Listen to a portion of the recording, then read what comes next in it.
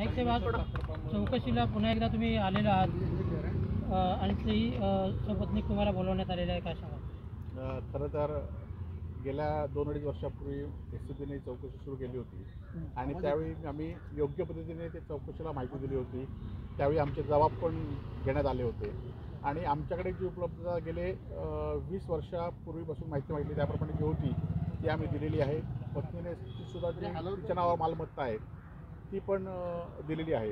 परंतु आज त्यांनी पुन्हा एकदा त्यांच्या फॉर्मॅटमध्ये माहिती मागवली. ती फॉर्मॅटमध्ये माहिती आम्ही भरून आणलेली आहे आणि त्याचबरोबर 20 वर्षात जे काही जमिनीचे खरेदी विक्री व्यवहार असतील, खरं तर 1996 पासून मी इन्कम टॅक्स भरतोय आणि गेले 4 विधानसभेच्या निवडणुका मी लढवलेल्या आहेत आणि त्यावेळीसुद्धा मी माहिती माझ्या प्रतिज्ञापत्रात दिलेली आहे.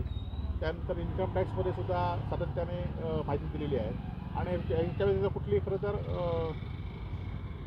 एसीबीची एकीकडे चौकशी होत असताना एसीबी एखाद्या गुन्ह्याची चौकशी करू शकते, परंतु इन्कम टॅक्स हे त्यातले निष्ठान असतात आणि तरीसुद्धा माझी 2 वर्ष 2दा स्क्रुटिनी केलेली आहे आणि त्यामुळे अशा सगळ्या फाईला मी त्यांना घेऊन दाखवलेल्या आहेत. परंतु एखाद्याला चौकशीसाठी दबाव आणायचा किंवा त्रास द्यायचा असेल तर त्यांना आपण काय करू शकत नाही, परंतु त्यांना जे सहकार्य लागेल ते सहकार्य मी करणार आहे आणि मी आता त्यांच्याकडे हजर होऊन त्यांना जी माहिती दिली त्याच्याविषयी वेगळी काय माहिती असेल तर ती सुद्धा त्यांना देणार आहे. पण इलेक्शनच्या ह्याच्यामध्ये चौकशीचा फेरा जो आहे तो थांबला होता आणि आता इलेक्शन नंतर पुन्हा एकदा ह्या चौकशी ससेमिरा चालू झाला आहे. नेमकं काय वाटतं याच्यामध्ये?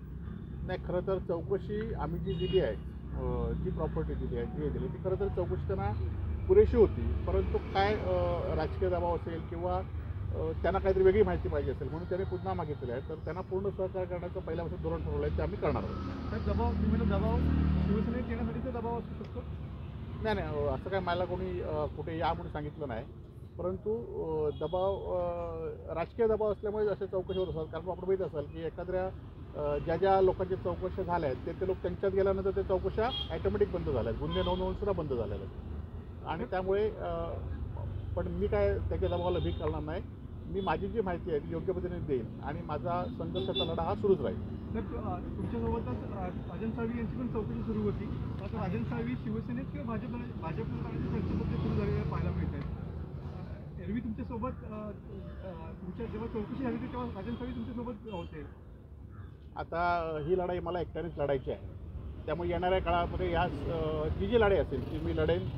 कोण माझ्या असलं आणि कोण नसेल त्यामध्ये काही मोठा फरक पडणार नाही, परंतु चौकशीला योग्य पद्धतीने माहिती देण्याचं काम मी निश्चित करेन. सर, फॅमिली तुमच्या मिसेसला देखील बोलवलेलं आहे, त्यापूर्वी देखील चौकशी की पहिल्यांदा येतात? नाही, त्या एकदा आलेल्या आहेत, त्यांनी माहिती दिली होती.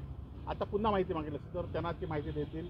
त्या पण त्याच पद्धतीने खमक्या आहेत, त्या पण त्या पद्धतीने चौकशीला सामोरे जातील आणि योग्य पद्धतीने माहिती देतील. बरं, तुम्ही म्हटलं की यापूर्वी माहिती दिलेली आहे पण पुन्हा एक वेगळा फॉर्मॅट दिला त्यामध्ये माहिती मागितली. हे तफावत आहे, वेगळे प्रश्न आहेत की सेम गोष्टीच आहेत? नाही, त्यांना आता माझ्यामध्ये इथले अधिकारीसुद्धा बदललेले आहेत, त्यामुळे त्यांना काय वेगळी माहिती पाहिजे असेल त्यामुळे त्या पद्धतीने सुद्धा माहिती आम्ही देऊ. ठीक आहे सर, थँक्यू.